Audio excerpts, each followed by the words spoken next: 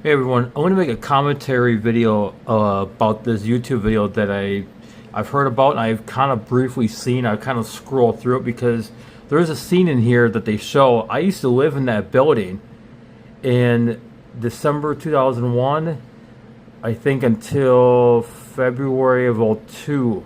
I can't remember exactly. I would have to go through my Wisconsin court case search and try to get a rough idea of what dates were what, because I was on probation at the time.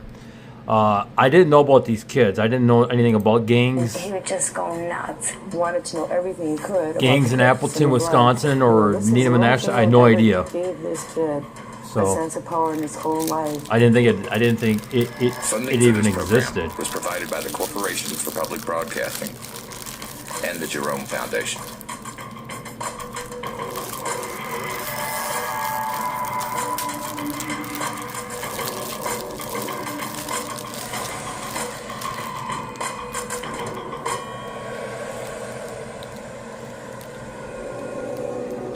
He was 16 years. I know this church. It's right by the Allegheny County Courthouse and jail. At the time, I don't think the building was there or just being built. I can't remember exactly, but yeah, I went to that church quite a few times for help. For a financial help. Old from an Appleton high school. He allegedly belonged to a gang. That cost him his life. My mother called from our hometown, Appleton, Wisconsin, with frightening news. 3 teenagers had been shot to death in Plowman Park, a place where I used to play.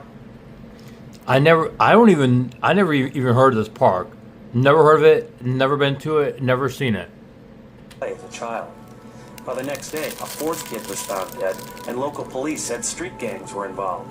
I was stunned. Gang violence is common enough in the big city, where I live now, but certainly not in the rural Midwest, or so I thought. Yeah. 4 kids dead, gunshot, gangs. People here were just appalled. Something like that could happen in Appleton. Dunlop Elementary. Oh wait a minute, let's see if if that's a VFW thing. My grandpa may have been in that crowd. I don't know. I would hope he would, because I would like to see him again. I mean, he's been passed away since the year 1999 or 2000, but I don't know. Appleton, Wisconsin, That no, I don't think a little boy could be my cousin. No, population 70,000, can't be. Is a city of leafy parks and quiet neighborhoods. A mostly white middle-class community with a... That is true. Now it's more of a... I mean, it's still middle class, but it's kind of getting to be lower than that in some parts. It really is. It's kind of bad, to be honest. It's been like that since 2001, but it's progressively getting worse over the years. I mean, Appleton police are trying to do their best to combat it, and the sheriff's department and the other departments around the area. But yeah, it's just, you know how it goes. It's a whole quality of life thing, you know? Booming economy and a low crime rate. In my mind, gangster shootings happen in Chicago or LA. Yeah, not right. Here in Appleton. Not in the Fox River Valley, and especially not in Plowman Park. It's a county park at the edge of town where the suburbs meet the surrounding farmland, a place for swimming or family reunions. The investigation began Thursday when a maintenance worker at Plowman Park found 3 teenagers in a car. Shane Gray, Danny Gregorich, and Mitch Weller were all shot in the head. A fresh bullet hole was found in the windshield. Police eventually removed 2 bodies and 1 handgun from the scene at about May 11th, 1995. I would have been... I think I would have been in Colorado Springs at the time with my dad and and with Kim at the time. I may have been. Yeah, I think I was. So that's why we didn't hear of it. But now my sister, I think, was either living with us then, or was she? Yeah, she may have been with us. about 7 p.m. They say it's still too early to tell what happened here. Gang related, could be drug related, could be boyfriend girlfriend related. We don't know that yet. Of the 3 victims found inside, only one, 18-year-old Shane Gray of Appleton, was alive. He was taken to an area hospital. The word on the street, though, is the shooting. That's the building I'm talking about. Yes. It was just brand new at the time too. I was in the juvie. I think it's right. Juvie would be in the back, facing the park on this floor, because these are the courtrooms and stuff right here. That was a former courthouse. That was social services back there. Were gang related. It's a thug life, something we've lived for. And something he had to die for. Shane Gray. I don't remember him. Mitch, they're reality. And what happened to them is reality. And if anybody thinks that it's not, then you Really? come and see. He's gonna flash gang signs. See when they're in that coffin. What an idiot, This is why flashing my gang cousin died signs. before he died for this. You see why he's wearing a hat, right? Because he was shot in the head, so they put a hat on him. Because he has some respect and a little love. Really? Flashing gang signs? The fucking maturity of this motherfucker. But somebody obviously didn't have it. Why are they allowing him to flash gang signs on a fucking TV station? What the hell? To do what they had to do. And look at him too. Fucking punk ass. Fucking think he all tough and everything. What was this, I wondered? Appleton is less than 0.4% black. But here we're... Yeah, it was at the time, but yeah, now it's not no more. That's kind of changing pretty rapidly. It's been like that since 2001. Becoming like a little Milwaukee. That's all I'm saying. White Midwestern boys, kids that would have been greasers in my day, Yeah. acting and talking gangsta rap. This was clearly not the Appleton that I left 20 years ago. How typical are these excuse kids me. in small-town America? As the story of the DMAC crew unfolded, I'd learn more about Appleton's version of thug life. Shane Gray, LD, and Mitch, they're reality. And what happened to them is reality. I don't remember cars being like that, to be honest. I really don't. I like this. I do. I think my uncle had one similar. On my dad's side, my uncle Don. I think he had a car similar. And if anybody thinks that it's not, The story starts here at the home of a 17-year-old high school junior named Derek Barnstable. Known as D-Mac to his friends, Barnstable led a gang called the D-Mac Crew. D was for Derek. Mac, or Mac Daddy, is gangster speak for a ladies' man. Other members of the gang included Derek's neighbor and best friend, Danny Gregorich, another friend from childhood, Shane Gray, and 2 newer recruits, Mitchell Weller and Jonathan Kinney. A few months before the murder, the DMAC crew began hanging out with a kid named Jermaine Gray, a 17-year-old who had recently moved up from Milwaukee. Yeah, Jermaine Gray that's how was it no starts. relation to Shane Gray. Jermaine Gray ran afoul of the DMAC crew over drug money, and because he ridiculed the small-town crew's gang aspirations. Apparently, at some time, either in April Langley or May, County, wow. they had a meeting. Langley County would be White Lake, Wisconsin. I used to stay at a group home called Sierra Group Home. I think it was off of 51 or 55. I forgot which. I would have to look up on Google Maps again. Where they decided that they should kill Jermaine Gray. The information was that Jonathan Kinney was asked to vote on that and initially indicated that he didn't want to be involved, and so he was beaten after that. On a warm evening in early May, 3 members of the DMAC crew, Shane Gray, Danny Gregorich, and Mitchell Weller, drove Jermaine to a remote cabin. One of the members of DMAC crew's family had a cabin up in the Oconto County area. Anyone remember those Amoco gas stations by any chance, or no? I haven't seen one for years. According to police, while Jermaine sat on a couch smoking a joint, Shane Gray sneaked up from behind and strangled him with a belt. The boys dragged Jermaine outside, stabbed him, slashed his throat, and smashed his head with rocks. They hid the dead body underneath the cabin and took off.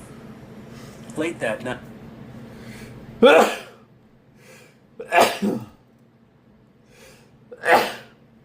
This is what I want to show you guys. This is the place where I actually lived.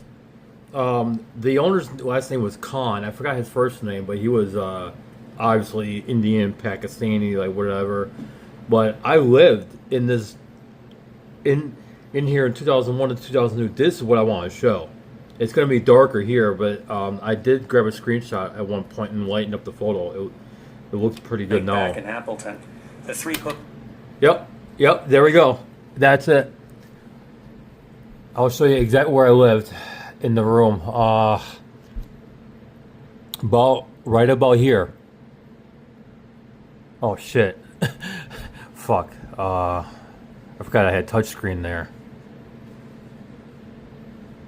Just give me a moment. I gotta figure out where the mouse is here.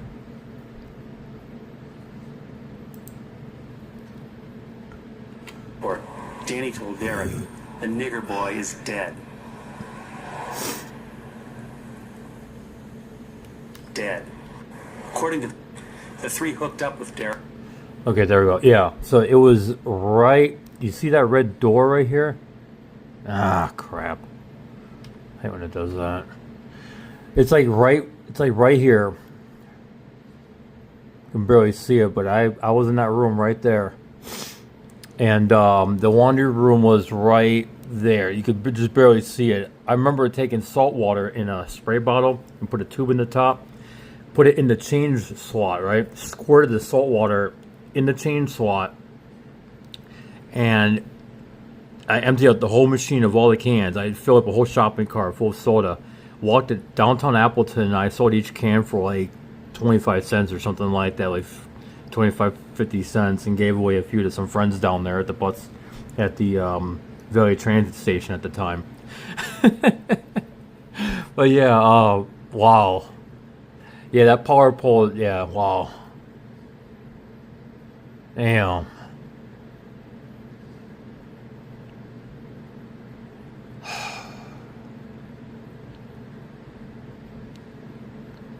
I even had a friend and his then at the time girlfriend Tammy. That I had welcomed them too there, and then I let Stephanie and Shane Roberts stay there. And I really liked Stephanie at the time. I mean, I wanted to be with her, and she liked Shane. But I went to Cub Foods this way down at Shopko there, which is on Festival. But it was Cub at the time. I went and got groceries, brought it back, but I heard noises coming from the room, like sex noises, you know. And I looked through the crack in my curtains. I saw them fucking each other, and I just got, oh man, I was pissed. I was angry. Wow. Eric and Jonathan Kinney at this motel. According to the police report, I was like 17 years old then too. The nigger boy is dead. I was 17 years old then.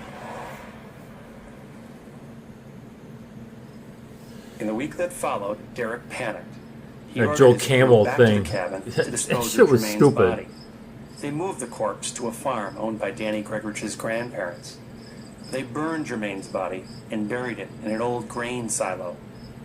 According to Mr. Kinney, they thought this was also a good time to get him involved in the actual murder plot. That lawyer looks familiar. Body, so they ordered him to come up as well. That lawyer looks familiar. His involvement was actually to pour the gasoline and to take a lighter and to light the body on fire.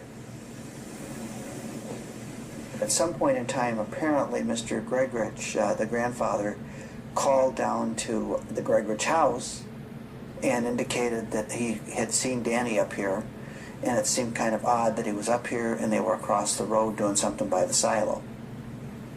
Our sources say when Gregorich heard this, he met Weller and Shane Gray back at this Appleton home and vowed they would never go to jail. It was then they made a pact to end their lives. That's when they went to Plowman Park. To the Appleton police, this story started with 3 bodies in a Mercury Link station wagon here at Plowman Park. Jermaine Gray's body, up north on the Gregorich farm, was discovered the next day. Police suspected that the deaths were linked, but who shot them and why? They got their own ambulance? What the? Investigators naturally focused on the 2 surviving members of the DMAC crew, Jonathan Kinney and DMAC himself, the gang's leader, Derek Barnstable. Both juveniles... I think I recognize him. But Quickly barely. to conspiring to murder Jermaine. I remember those He walkie-talkies gave too. identical statements to police, Wow. detailing what had happened that night and during the subsequent cover-up. I wonder if that's John Zatterzell or that's John Daly at the time. No, it can't be Zatterzell. Maybe Daly. I don't know. Meanwhile, authorities were unraveling what happened that morning at Plowman Park. The evidence that we collected at the scene and had examined strongly suggests I don't recognize him. Or supported the double homicide suicide theory. The preliminary investigation suggested that Shane Gray shot Mitchell Weller and Danny Gregorich before killing himself. But police lacked enough evidence to really prove this theory. People in Appleton invented their own explanations. What do you think did happen? It was set up. Triple murder. It was set up. Really? Yep. Derek set him up. Everybody has like different versions. I don't know, most of it's just gossip, but nobody has no real answers to what happened. While police puzzled over what had happened that morning in the park, the residents of Appleton faced a deeper question. What was happening to their town? Some people were really shocked. Some people were. She looks familiar. I don't know why. To happen. Why? Where were the parents? Why didn't the But schools then do again, I something? don't know. Why I mean, weren't the police I've been gone for so long now. involved? It's How been did real. this happen in our community? I've It gone was a since horrible, September horrible 2011. Some people were surprised. Some people were shocked. Most of the Hey, wait a minute. Is that College Avenue? Yeah, it is. It's College Avenue. I'm trying to think what building this is. Could that be? Could that have been where the Park Central was? In the subway right there? adults were shocked. It was like a break. And this was before they redid the street too. This was the original street. They had rebuilt this around the early 2000s, putting in like changing the way it looks, and they put in new sewers and stuff and new water mains in the street while they were like at it up and down College Avenue. And they took that water tower down too. That was behind that parking garage, where the Performing Arts Center is now. In a shell, shock. Obviously, that. I don't remember him. I just know that Tim Hanna. I think Tim Hanna was his successor, I believe. That this could happen here in the valley. I don't recall ever knowing something like. She looks. I don't know why she looks familiar. This happening. I know the last name though. I know someone back in Manitowoc that has the same last name though. I mean the Two Rivers. With people who could have been, your neighbors or anybody around here. But I think from all the evidence in this case, it's certainly. What? He was a prosecuting attorney back then? Holy shit! I actually had him as my judge. Wow. Points to the fact that this defendant was the major force, the major drive, and the engineer of this conspiracy that resulted in Jermaine Gray's death. It's hard to tell. Yeah, what could have holy happened to cow. him in his upbringing that would have caused him to be this evil, but he certainly turned out this way. Wow. I'm just finding out about a whole bunch of stuff now. Isn't that crazy? Everybody? I'm like, what are they finding out about stuff now?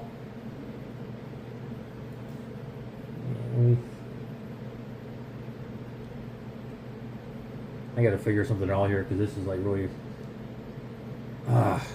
stupid tablet.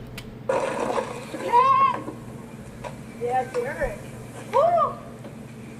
He's Danny's friend. Yeah. They grew up together. They were friends, Played together, were neighbors. They did skateboarding, and they'd come over. Derek was at our house a lot, and Danny was back and forth to his house, and, they were buddies. He was like, I think 4 or 5, he said, when his mom left. And I think he tried living with the mom and the stepdad, and the mom made the comment that the stepdad couldn't stand him. I think it stuck in him that first she left, and then she was making a conscious decision to choose this new man over him. Very last page, we're going to do the essay questions first. Anyone remember those old these old Apple computers that they would have up in our classrooms back in the day like that? Holy shit, man! Oh my god, it just takes me back. It does. I instantly remember that I'm a technology nut. I love it. I remember those like it was yesterday. I remember these desks like it was yesterday. These type of desks. Diane Spencer had Derek Barnstable and... I just don't remember her though. I never encountered her, never met her, never heard of her. I'm sure if I talked to the one person named Karen, she might know her. She was a school teacher around 98, down in Nino. You never know. John Kinney in her special ed classroom at Appleton East High School. Jonathan was dyslexic, and Derek was paralyzed by math. Both boys had trouble managing their tempers. Danny Gregorich, also a student at East, attended regular classes. Diane Spencer's job is to help her students with their emotional problems, so she gets to know her kids as well as any teacher can. We're dealing with all that anger, Joe. The Derek I knew when he was in class with me was different apparently than the Derek that everybody else knew out in the community. When I first met Derek, he was almost kind of afraid.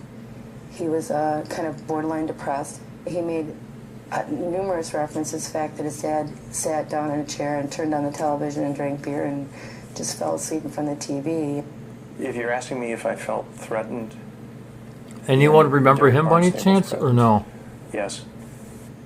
He was a real angry kid, and he felt real bad about himself because he had a lot of academic delays. It was real hard to get him to do work because he didn't want anybody else to know he had these problems. What I saw was that Danny was kind of...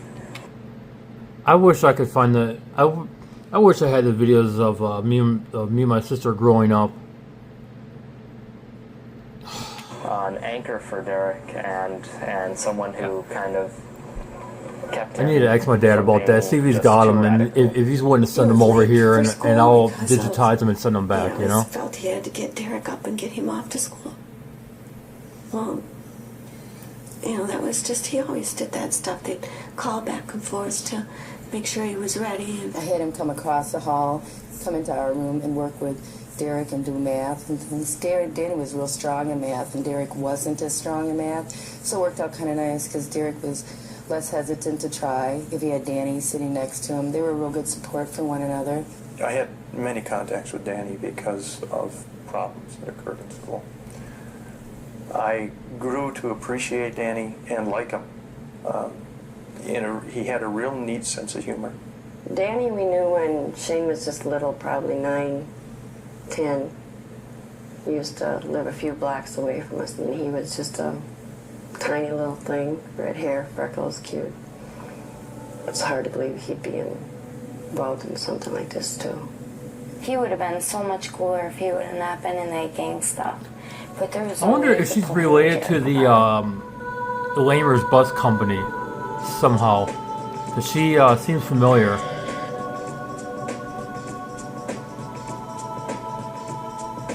Tell us a little bit about what we're seeing. Here is when I brought Shane home from the hospital.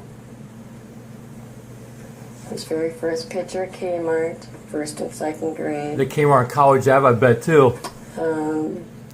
Over there by the over there by the which was by the Van Vredes and those railroad tracks at the time, and St. Vincent de Paul was right down the street in Whetstone Ford. Oh, I used to go shopping with my mom there all the time. Then across the street was Piney Way. This was his girlfriend at the time. The Piney Way was in the shopping center next to Whetstone Ford, and across the street from Van Vredes. Right. And one of those girls had a baby. And I think in that store it became Office Depot or Office Max or something, or Staples, one of the three, many years later. Wow. Right. Was Shane into his baby or into being a father? Shane grew up without his father. And he swore to me if he ever had a child, he would be there for that child. That's the main reason we moved back to. He wanted to be with Kyla. Shane's family moved away for a few years, but came back to Appleton when Shane turned 16. He fell right back in with his old childhood friends, only now they weren't just skater boys anymore.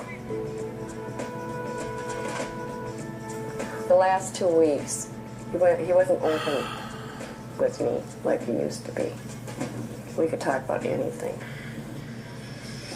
Later on, you figured out they were getting into some drug dealing.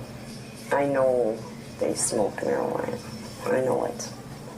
I never seen them, but I know they did.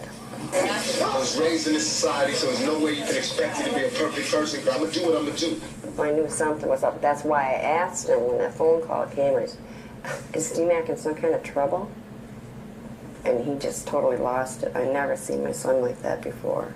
And he just got right in my face that I thought it was any of your fucking business. And he never talked to me like that either. He'd let me know. So I thought, well, fine, I'll let him cool down, and we'll talk about it later when he comes home. Well, he never came home. This is his hat, his ashes, some of the flowers from the funeral, his blue rag. I wouldn't put that up there. Hell no. His camel canister. What else you want me to say?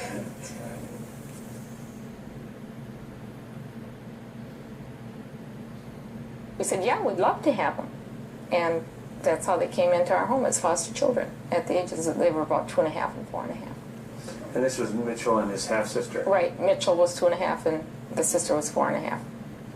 So And the foster care system, we didn't get a lot of information about what actually happened. No, I don't think I would We know knew them they were now. neglected and abused. I remember. But we didn't. I remember a foster home. Jan and Alan. They lived off of Airport Road, close to Geegan Elementary. I got placed in there by Mark Kellerman, social worker out of Winnebago County, Wisconsin, and a few short hours later, I grabbed my shoes because I guess Jan was doing something elsewhere in the house. I took advantage of it and I ran away. And I ran all the way down to Nina to my mom's apartment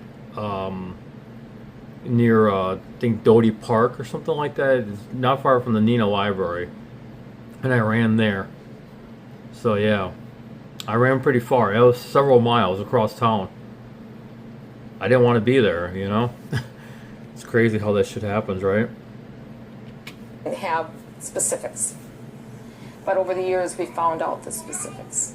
Jennifer, when she was 13, 14, in that age range, remembered a lot of the abuse, the sexual abuse and the drug abuse and alcohol parties and many men being in the apartment. And Mitchell, because he couldn't do anything when he was littler, they could put him in a crib and he was out of sight. And the two older girls were allowed to have done to them whatever anybody wanted to do. And you didn't know any of this? No. I think what happened is that he could never form any bonds. He could never form a loving relationship with anyone, and I think that was going to follow him through his whole life. That was about 8th grade was when he became the disruptive, and that's when he had the 2 shoplifting convictions and a lot of trouble with the teachers. The Wellers were part of the Appleton that I knew well. They're typical of the Valley's prosperous working class. Folks who could afford a backyard pool, but are still earthy enough to tend a vegetable garden. This was our pumpkin patch. I had about 8 rows of pumpkins and squash I used to grow here. When Mitchell was young, he used to help me out here. I think when he was in kindergarten, we took pumpkins into school and all the kids made their Halloween pumpkins out of them. If you want to see down here. Damn, man. A year ago, we had Mitchell cremated at the funeral. I feel bad for him. These white ashes are still a few of his remains. One of the officers that he really cared about that kid. He really did, and you could tell. These people cared about them. They cared about him. There was one in the paper. Mitchell, the rest were kind and of people cared about me, and I slapped them in the face back in the day. He was always kind of off. I still hate myself for it to this very day. I really do. Doing things like that, where he just like he was in Little League, always off to the side. But of course, I had to find myself over the years. It took a long time to get to where I'm at now. We had just A met long, him, long time. Like the Still gonna take a long Halloween time. Before. Right. John Kinney? Yeah. I'm not cured. I'm not better. He came over. You know, I'm far from it. We had a Halloween party, Danny and me always decorated for I basically Halloween. just took a chunk off the tip of the iceberg, you know? To have your family, you got to get beat up to get it. That's Appleton East High School. Wow, that's where three of the girls who I knew who had gone there. Wow. My sister had gone there too, around the same time. I think 2001, 2000. No, maybe my sister. You know, as a matter of fact, I think my sister could have went there around 03, 04. Maybe. I think. And beat up to get out? John Kinney came from a stable family. His father is a paper I recognize that jail officer there. industry executive, and his mother is a registered nurse. Being black in an all-white town was difficult for That's John. actually pretty cool that they're actually letting them like do that, because nowadays they actually want it, but it's cool that they're letting them actually do that. You know. Jonathan. He had a passive personality and a powerful yearning to blend in. So Jonathan was easily manipulated by the DMAC crew. I see him as being a victim of this whole thing. He didn't feel accepted. He latched onto this group because they accepted him. I saw them as being abusive towards him. Because he was black, they would refer to him as a chimp.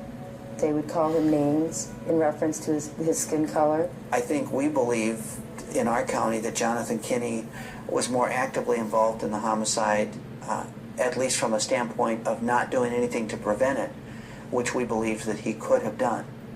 Outagamie County, I think, believed that Jonathan was a little less involved and that he tried to withdraw and felt pressure that he could not completely withdraw and couldn't turn them in because he felt threatened.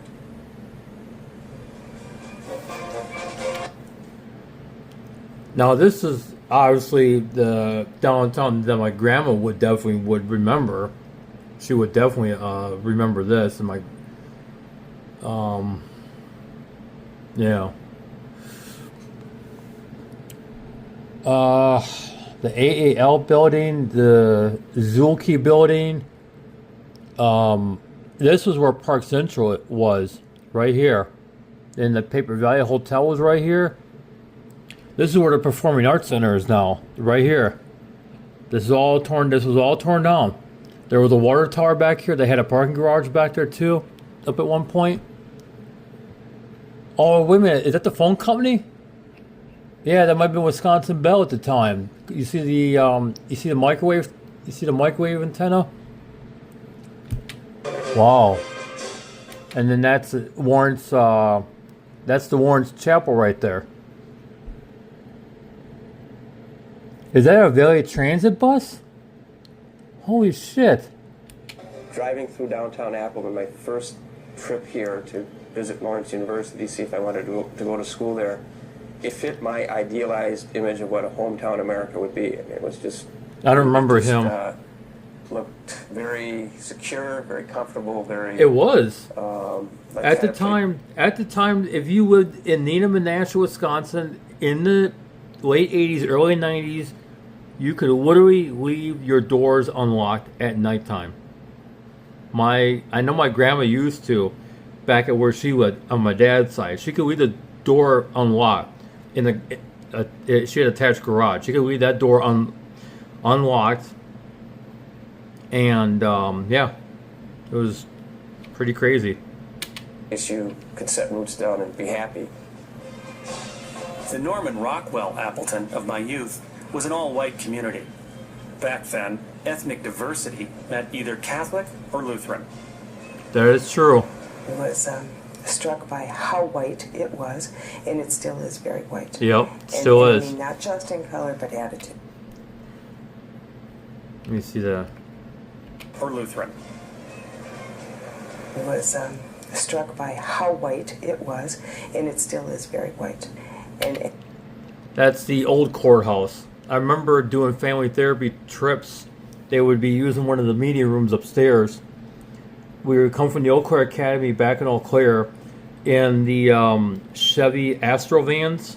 You know the early '90s like Astro vans that had the 2 cigarette lighters on the passenger side.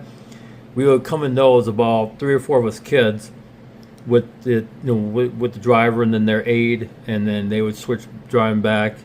I think the one was named Dave and Deb. Dave and Deb, they were awesome people. I really liked those people. I really did. They were good staff workers. They would bring us here, and then Jim Catlin was my therapist at the Eau Claire Academy. But he was a family therapist, a certified family therapist, and we would meet with my dad and whoever else's parents. So they would be, instead of parents going to the academy would bring us to our parents. Then while we were allowed to be with our parents at the time for several hours, until then they had to bring us back, and then we would leave to go back to the Eau Claire Academy. Oh my God, I fucking...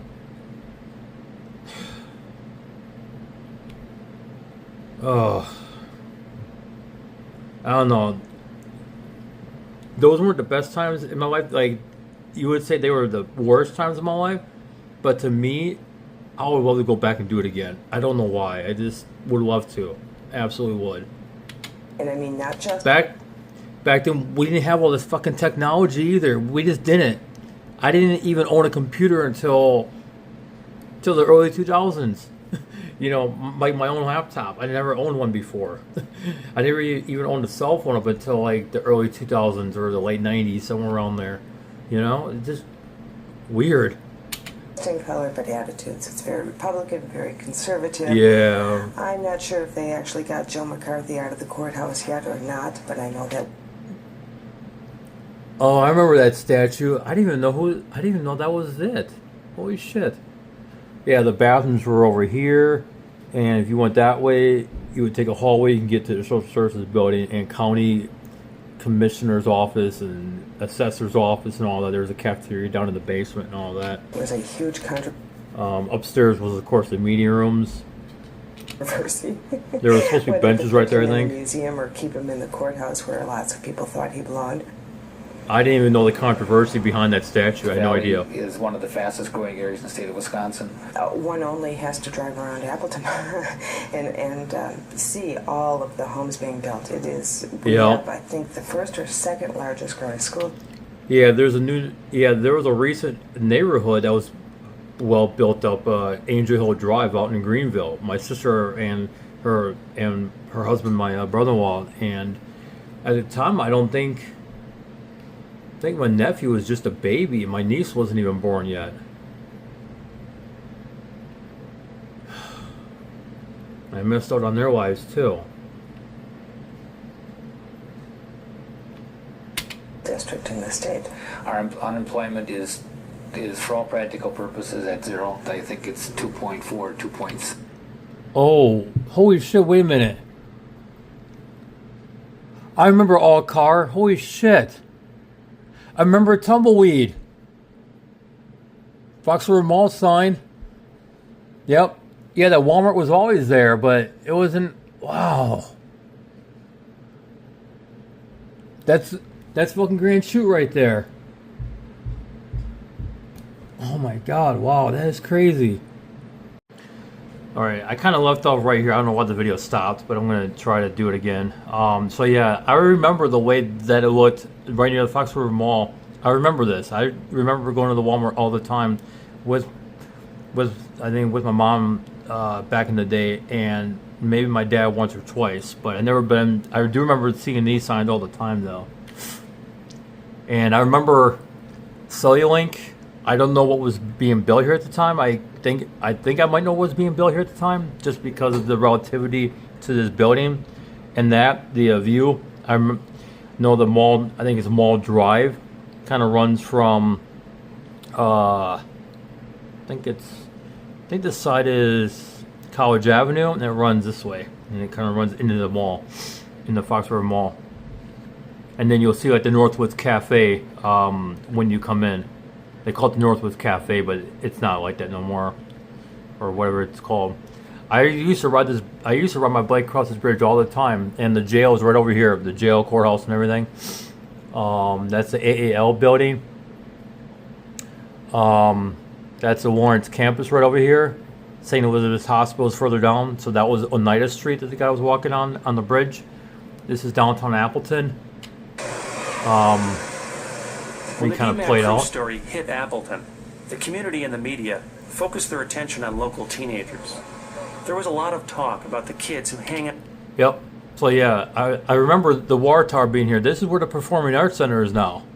I remember this, like all the time.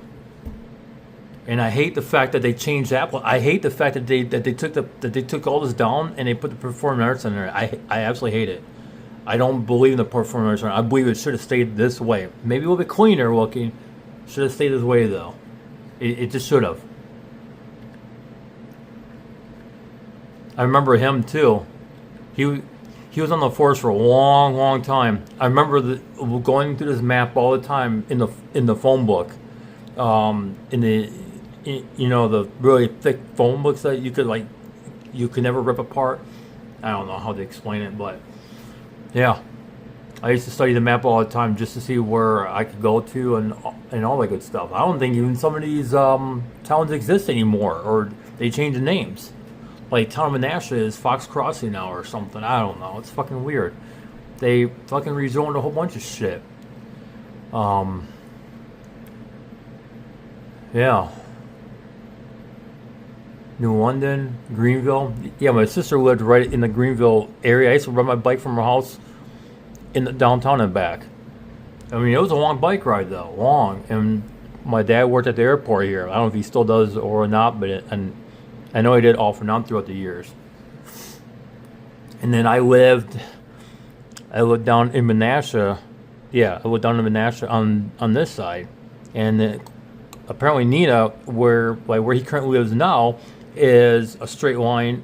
Draw a straight line. It literally is almost to the school that my brother-in-law attended back when he was a little kid, and where I attended when I was a little kid. God, I fucking miss these days so much. Oh.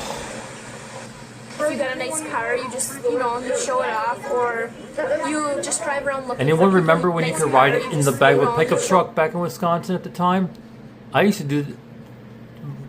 My dad had a similar red truck, and except without that window. I think it was a solid window in the back. But I used to ride in the back of his truck all the time.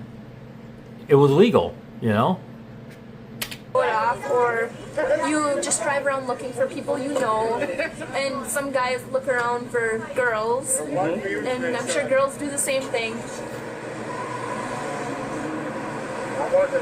The CB radio. It wasn't even FRS back then, I don't think. I don't think we even had FRS radios until the late 90s, the early 2000s. That's a parking lot there, wow. Those kids up there said that you guys are gangbangers. Oh yeah, jeez. Yeah, you hear the accent, right? It's real strong. Didn't seem real that much strong. different to me from the Appleton I knew as a teenager. I don't think I have my accent no more. But I soon more. recognized that where my generation divided angle of a... You have the hippies, you have the anarchists. Like the grungies and the preppies and... I often associated with the goths, the skaters, and the anarchists back in the day. Just kind of. We used to have. Oh yeah, we used to have the. We used to always go through the anarchist cookbook and try to think of shit to do.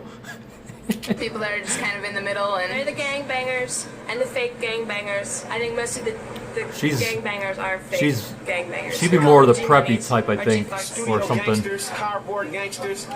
I remember when College Ave used to look like this back in the day, but before they rebuilt it. Damn.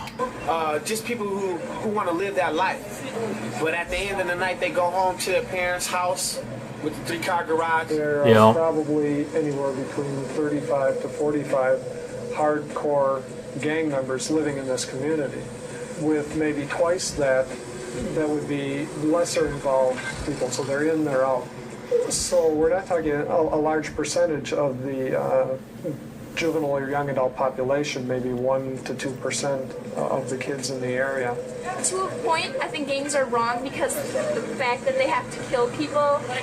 Well, they don't have to kill anybody. Get in fights over the stupidest things. If you look at people in a gang the wrong way, they'll be all over you just like that. I think it's just friends, you know, and I think it's a way that they can feel I know the exact parking garage. It's right by the Valley Transit Station.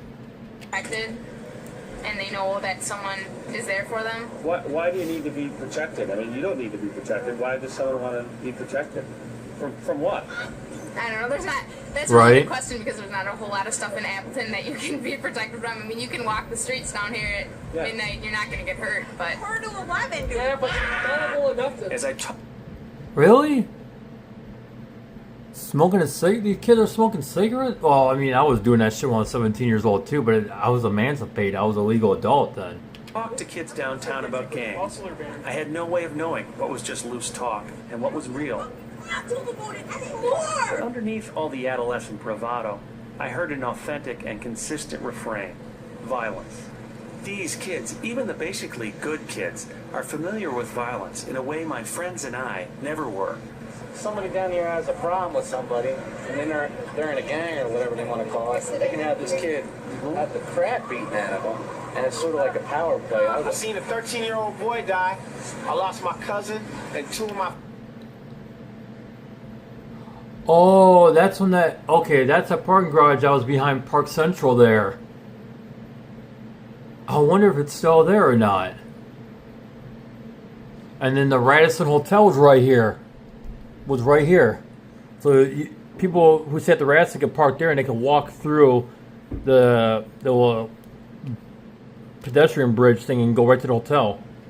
I used to sleep in that parking garage. I used to sleep in the elevator lobby because they had a little heater in there. They raped her and they beat her so that they couldn't recognize her when they got up to the apartment to find her. My father's got a really bad temper, and if you look at him wrong, he'll just haul off and he'll hit Finally, you. after they done all that, they strangled her to death. You can get like beat in the head 4 times or in the chest 9 times. I know a girl Yep. recently I remember went that. to the hospital already just because they were. I remember talking to some of these wannabe gangbangers in the juvenile jail around this time, around 1995, when I was locked up in there for setting motorhomes on fire and shit. And I asked one of the kids, what's it like to get jumped in? And he punched me in the chest that fucking many times, well, 9 or 10 times.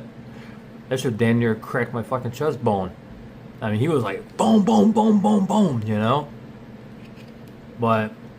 You know, I was like, dude, man, this fucking shit hurts. I'm like, no, I'm good. I don't want to join. I don't want to join. I ain't say nothing. I ain't no snitch, but I ain't joining either. Had a disagreement. Oh. And she was this close to dying. Did you know the guys that got Middle shot last fingers. week? You guys see that? Did you know? He gave him the finger in the I knew all of Jazz, Quick, LDS. pitchfork. That's I think Crips. I think Crips or something. I can't remember. I remember them coming by the fucking group home, Silvercrest group home, and they would try to teach us this shit. I think it was a gang member specialist or a Nina PD officer or something. I forgot. It was so long ago, man.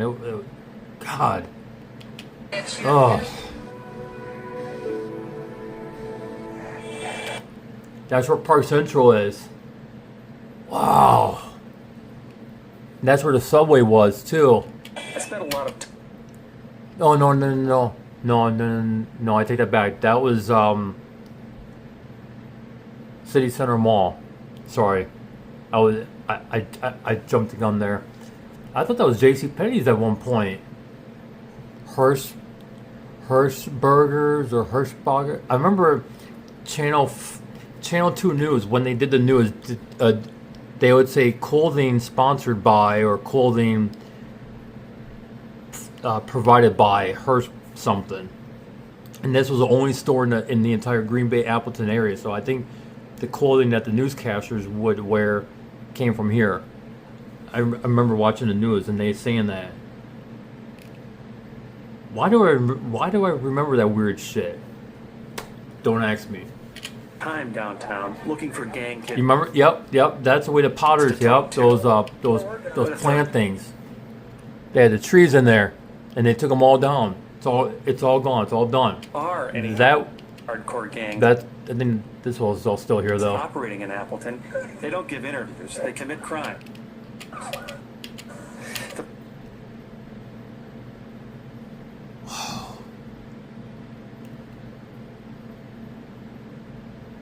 Damn, that's crazy.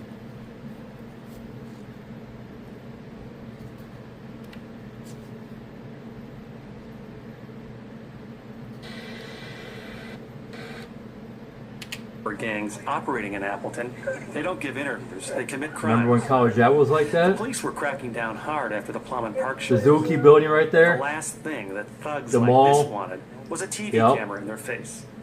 Then I met Travis Willard. That's crazy. Travis Willard is a 19-year-old former gang leader. Travis quit the Appleton thug life and now works at a Shakey's Pizza. He and his girlfriend live in a trailer north of Appleton. I know exactly where Shakey's Pizza is. I know exactly where he's working at. It was the Shakey's across the street from Kmart at the time. And there was a call center back there now, or was a telemarketer place I was trying to work at. It's right next to a car dealership, and then the warehousing Wisconsin building too, and it's just west of Badger, and it's on Wisconsin. It was on Wisconsin Avenue. There's a laundromat thing right in this area, near Shakey's too. Travis was the leader of a gang that included future members of the DMAC crew. We recruited like DMAC, LD, Quick, the recent people in the Plum Park incident. Some other gang associates introduced me to them, and they started hanging around us. They decided that's the lifestyle that they wanted. They were pretty loyal to us and got along pretty well. My fault. Teresa Lamers met and started dating Travis Willard while she was still in junior high. God made $30 in tips last night. Through Travis, she became part of a group of friends that started hanging out in Derek Barnstable's basement. They didn't come into my life as the DMAC crew. They came into my life as Teresa's friends that she met at Skate City, and they were cool. Skate City. Cool. Oh my god, I remember that place. Holy shit. Oh my god, I remember that place now. Wait, what? Trying to look at the Lullaby Shop, a smoke shop, Tsunami Cart. No, it was College Ave. Sorry, everybody. Sorry, I take it back. It was College Ave. It was College Ave. Yeah, all his depots where Parney Way is.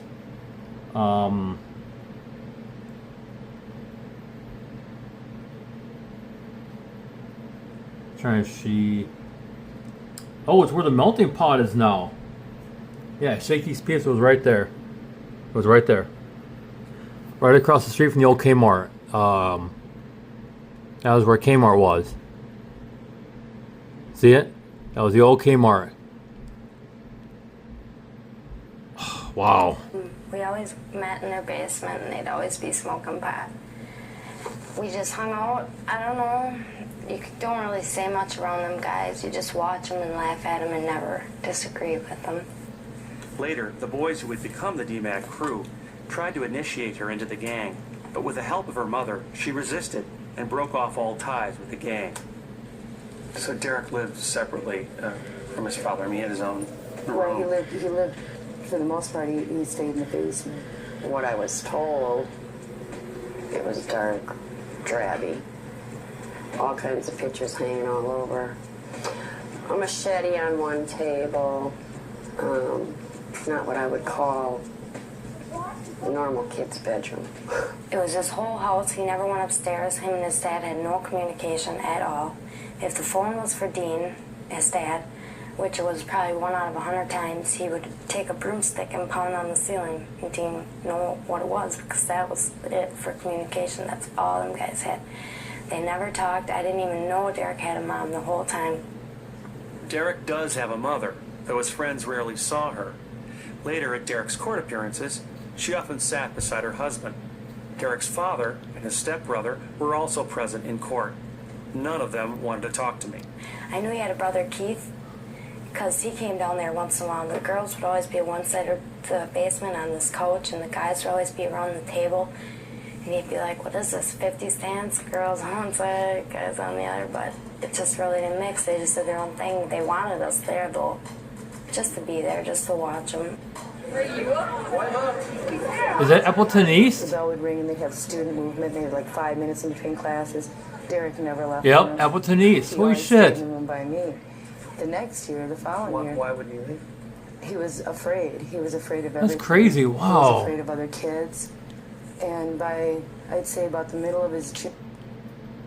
I bet that would make my friend, I bet that would make the girls who I know really, really feel the same way that I feel too. It would, I bet they wish they can go back to being 17, 18 again. I really do. I really think they do wish that. Junior year then, he became a much more self-assured. He turned into somebody Hang on a second. I'm gonna. Oh shit! Threatening to kill other students. A teacher threatening to cut her face up. I got beat up for smoking the wrong kind of cigarette. What would you do when he put a gun to your head or chainsaw? Nothing. I would just sit there. I wouldn't do anything. I wouldn't move until, because he changes right away, and then it's like he's just kidding around. But he's so serious when it's like he's just nuts. You know, and I try to tell her that's not right. That's not the way it is. That's not the way guys treat girls. Exactly. He wasn't a follower, he's more of a leader, so he became right-hand, second leader pretty much.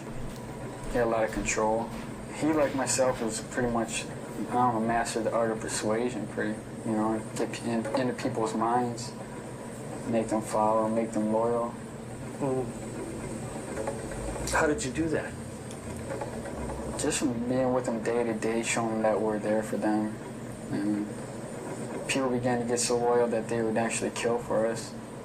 There was an attempt to kill someone for us, volunteers before. He thought very highly of Derek. Like I said, I heard him say several times that he would give up his life for Derek. D-Mac, he always called him. I didn't even know for a long time that his name was Derek. And I thought that was strange.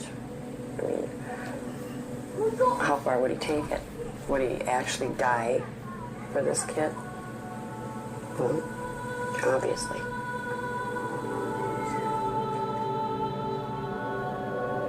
Do you think D-Mac got off on that? I mean, it sounds like he did. Really liked that control. Yeah. I'm sure the power started going to his head.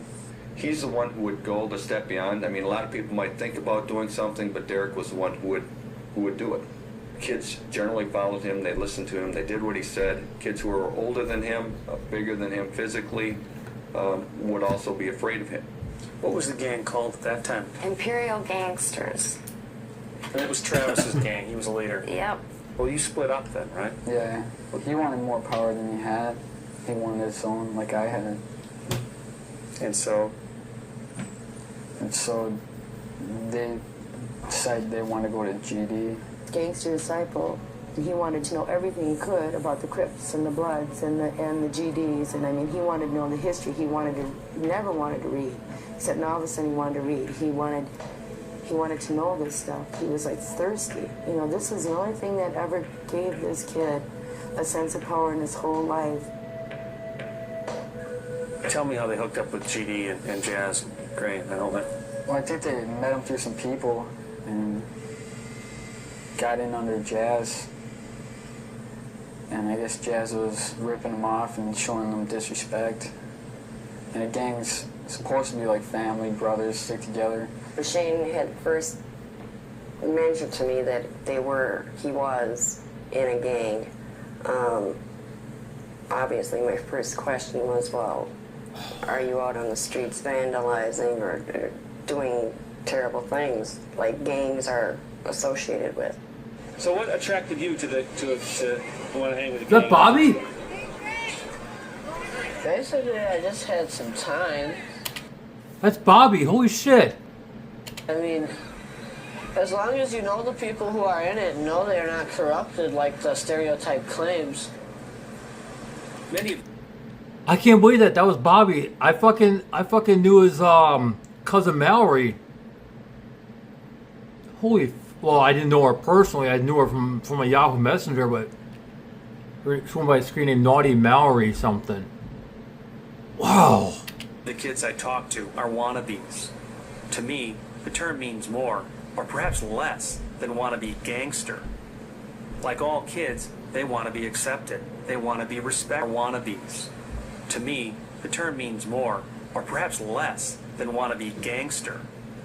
Like all kids, they want to be accepted. They want to be respected, to be part of something bigger than themselves. In some cases, they want to be black or they want to be white, and they all want to be loved.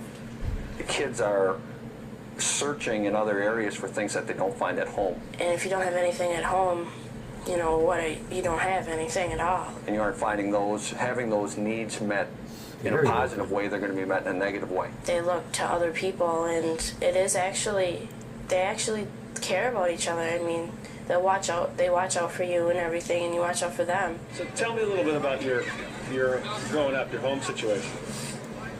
There ain't really much to say.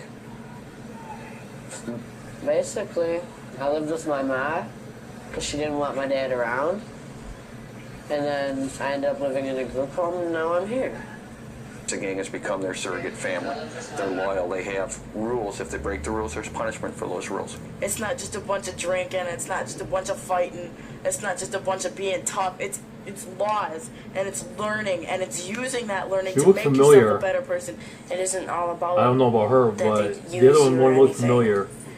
But in some cases, it is. And he assured me no. It was just like a brotherhood, someone to get together with and talk over their troubles, and just someone there to listen. Gangs certainly seem out of place with the image we have of Appleton, but people here and in other Valley communities began noticing signs of gang activity about 5 years ago. Graffiti on some buildings, kids hanging. Before the killings in May 1995, local politicians tried to downplay gangs in Appleton. If there was a problem, they said, it was due to outsiders, code speak for blacks, coming up from Chicago and Milwaukee. There's no question that a lot of this activity is linked to the gangster disciples out of Chicago. Green Bay seems to be kind of the focal point, but it's spread down through the valley. And it was Green Bay. That's a fact of life. But the circumstances in Jermaine Gray's murder were the exact opposite of what mostly white Appleton would have expected. It started in Green Bay and it trickled back down to Appleton. Was a black kid from Even though Milwaukee. it came The up from murderers Milwaukee, were local whites. went to Green Bay and then came down to Appleton was a and splinter came from group Milwaukee again. Of the black gangster disciples. And the key there is the word black, in that most of the members of the DMAC crew were white. I think after Plowman, it wasn't quite so easy to blame all the problems on the outsiders coming in. These kids were mostly from the area. And then I think people maybe needed to do a little more soul searching about what's really happening right here. I don't like that picture. Because, for one, they're all hugged up, and they're supposed to be friends. Those three are flashing gang singers, and Jermaine is not. And the look he has on his face is phony as two left shoes. It doesn't look like Jermaine at all. It's like he's fronting for that pose. But whoever took that picture, I'd like to know who took that picture. Jermaine Gray's mother, Florence Morrow, lives on the north side of Milwaukee. In this neighborhood, gangs and gunfire are everyday life. It starts at 12 Sure are. It doesn't stop till like 5 o'clock in the morning. Sirens? She's absolutely right too, because I've also lived in Milwaukee in 2004. Same exact thing. Deal with that. And he was 49th and Lisbon. That was the rule of the house. When we hear gunshots, we hit the floor. And he said, "Mom, I'm And I tired lived of this. at You don't have to live like 31st this." in Wisconsin. You know? You know? He had wanted me to get a gun to protect in 2004, I was 20 years old. No, not with your little brother's No, house. yeah, I I didn't want- was 20. I want you to understand that my son was not a gangster. He was a loving person. He was a sweet person. I don't know about All that, he did but was love. He didn't want to hurt anybody, and if he did want to hurt somebody, it was because they tried to hurt him first. 1978 and 95, He wow. left home was to get away from the gangs here. So a lot of these kids that were in this video were born in the late 70s, apparently. I mean, I was born in 1984, so. I would go up there to go out. And then that's when I guess he started, like, you know, meeting all the girls. So from there, he just kept going back and forth up there. It appears that he was probably given some validity by the local kids because he came from Milwaukee. Shane brought him in and introduced him. He thought it was so great. This big black dude had his same last name. Like I said, I didn't know he was even from Milwaukee and why he was in Appleton. He was black, he came from Milwaukee, therefore he should be a gang member. Unfortunately, that's a stereotype that is quite prevalent, I think, among the kids here. He was going to try to go to the technical college up there. But he really wanted to stay up there and better his life. So do you think Jermaine was a real gangster, or you don't know? I believe he's a real gangster. Well, we didn't have a lot of information that connected him directly to a gang, and he was a hardcore gang member down in Milwaukee and was tightly involved in gangs. We didn't find anything to really support that. Jermaine was a pretty ruthless guy, pretty cold-hearted. Someone you really wouldn't want to meet up with in a dark alley. He may not have been a gang member, but I'm sure he knew of them living in Milwaukee, and all of a sudden he had some status thrust upon him, and I believe he may have started living some of that here, or not necessarily correcting people. Derek had just come into being. He had just gained some power. He had just gained some acknowledgement. And now this other young man moves in and he threatens all of that. He's moving in on your gang status. He's moving in on your drugs and your weapons and your money. And he's laughing at you. He's publicly ridiculing you to other people. And a real bottom line for me, I guess, is that then he sleeps with your girlfriend. And then again, I think it has to do with his girlfriend, Barnes' famous girlfriend. Because, in fact, she's supposed to be liking Jermaine. And he didn't like that. Derek had, it was the weirdest thing, he had a love-hate relationship for black, that sense of blackness. He was in awe of them, and yet he was very intimidated and afraid of them. All right, keep moving, Rocket. I am a nightmare walking, psychopath talking, king of my jungle, distant gangster, stalking, living life like a firecracker, quick as my fuse, and dead as a death, back to the colors I choose. Color, color, color, color, color, color. Some of those movies, like Colors and that, you know, he was just so into him. He'd watch him time and time again.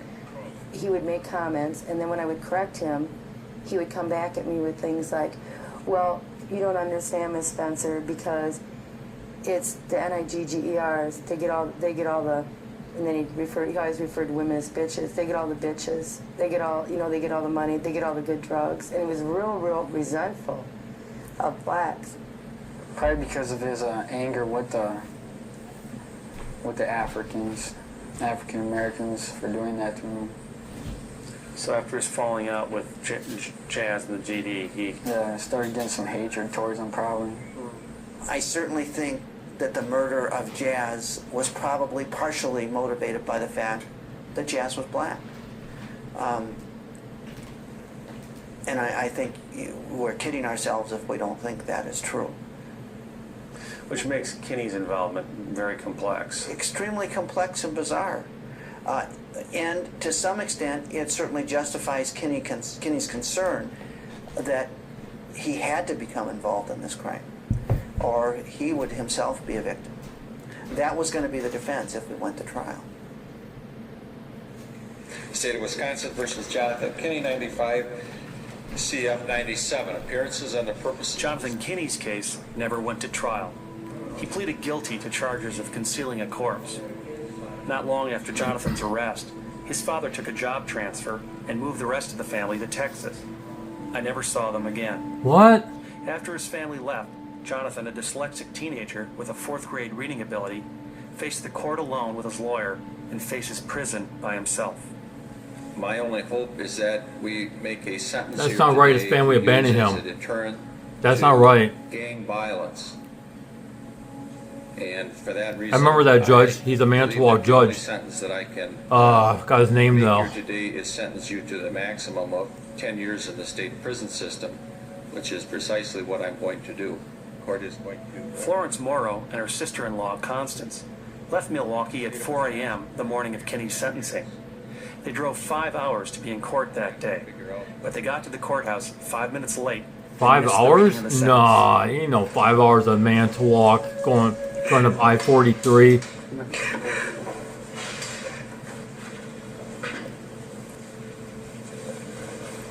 This is Jermaine's mother.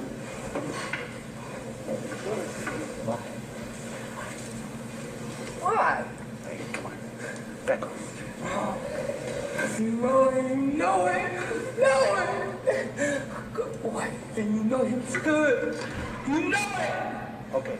No woman, no dog, no nothing is good enough for you to take that boy's life like that. You know. You gonna get it, boy. You know. You know. You're gonna get a pop. You're a pop. Oh my God! What the heck?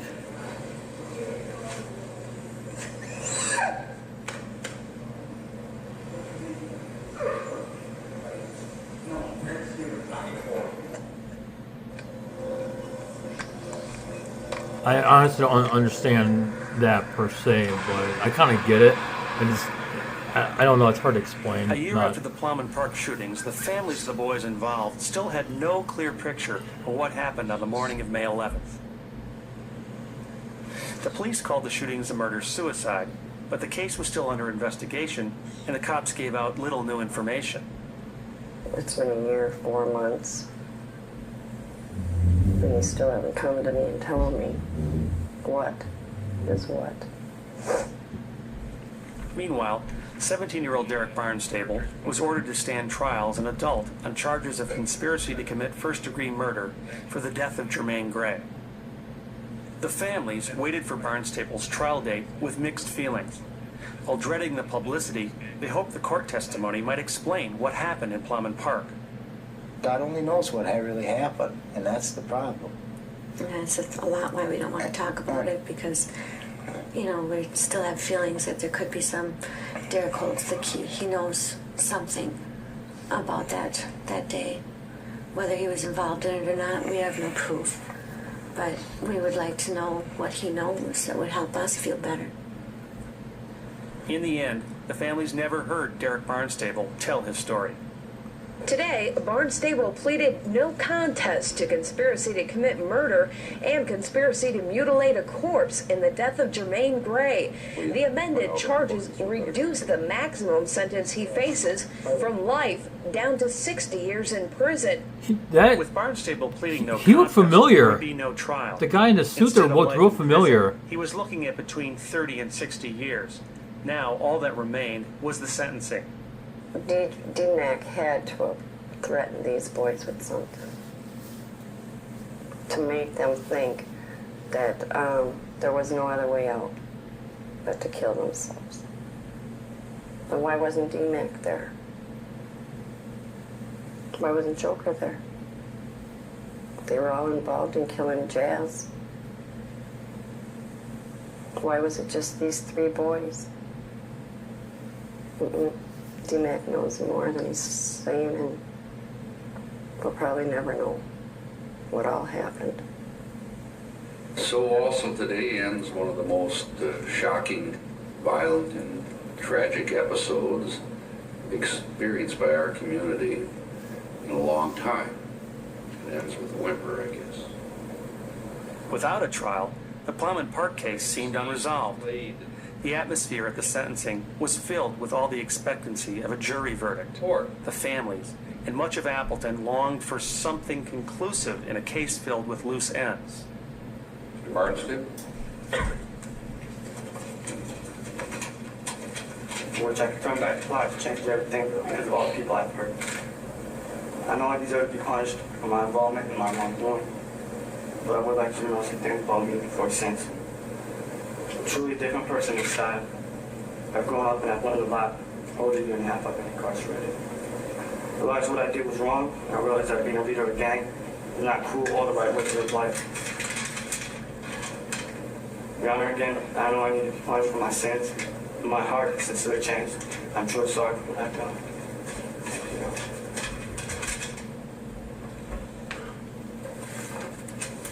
I very sincerely believe, Mr. Barnstable, that we need to react very strongly to what is going on within our community within gangs.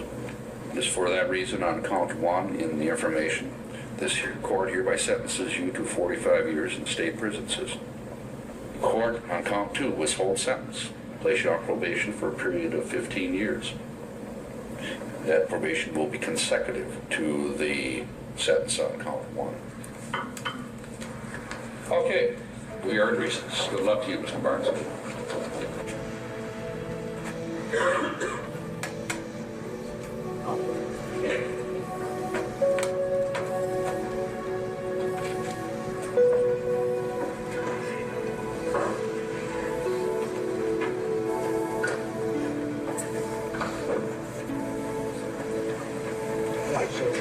Of the 5 members of the DMAC crew, 3 were dead, 2 in prison.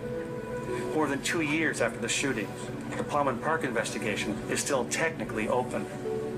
Appleton's focus is now on the future, on how to discourage younger kids from becoming the next DMAC crew.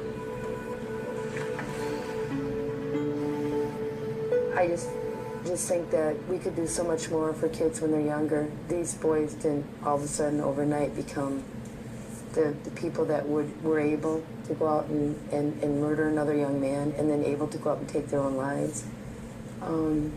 They had been in the system a long time. Shane had been in the system a long time. Derek had been in special ed a long time. I really believe that there were other things. I was in and out of the system too, but not like this. Nothing like this. Nowhere near this. Derek Barnstable, at the age of 4 years old, doesn't make me a good kid. I was a rotten kid. Very rotten kid. And there was no one there to but I wasn't. for him. But I didn't do this shit. I didn't kill people. I didn't hurt people like that. I would just take property and destroy property, and that was pretty much it. Just destroy and take property, and just be nasty with people with my voice, you know. But never got violent like that. I threw temper tantrums. I mean, you know, the more someone put their hands on me to try to calm me down, the more I fought them. This story isn't about gangs at all, nor is it really about race, nor kids copying what they see on MTV. This story is less about urban gangsters moving into small-town America and fathers and mothers moving out. Yeah. The Appleton I left 20 years ago would have been just as burdened with broken families and wayward teens. But here's the big change. 20 years ago, the culprit was an absentee father. In the Plowman Park story of today, we have mothers who've left as well. Derek Barnstable's mom and Mitch Weller's biological mother both checked out early in their sons' lives. Shane Gray and Jermaine Gray had moms that did their best but couldn't guide their sons into manhood. And all 4 had fathers that were gone or had failed them. The DMAC crew, the DMAC children, were on their own. So this notion of a gangsta family in Appleton, Wisconsin, that first seemed so ludicrous to me. Oh my god, I now can't sadly stand that rings shit. true. The stupid pitchfork gang signs, I hate them. My hometown makes me fear for the future of Appleton. Let me go back.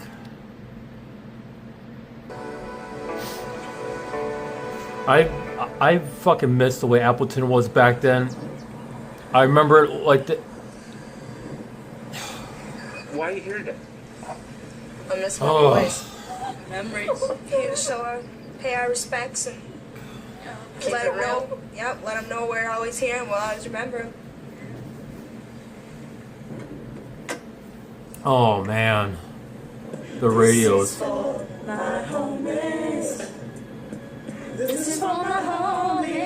Yeah, it's so stupid, I swear. I don't care. This is dumb. He's celebrating a gay... no. Stupid. Stupid. So it's dedicated to my homies in that gangster league. Mitch, Idiots. my boy Quick, and my boy LD. And whoever else out there got a homie that's in that gangster league. And our small boys in the pen. See, this is the kind of shit that I cannot stand. Is this kind of shit right here. This gangster shit. That shit always pissed me off my entire life. Somebody's dead. That's somebody's baby. I don't know about you, but I never liked it. I never have, never will. See, this is the kind of shit that I cannot stand. While Common Park made some people wake up to the issue, they also said, well, they didn't come from very good homes, so that's not my kids, and I don't have to worry about it. But they do need to worry about it, because there are kids of all kinds from all economic backgrounds in this community and all races who are involved in violence. I can't feel bad for them. I can't. I have no sympathy for them. I don't care. I don't have sympathy for them. I don't. I just don't. None. I have no fucks given. No fucks given. They fucked around and they found out. Simple as that. Fucked around and found out. I'll see you guys in the next video that I make.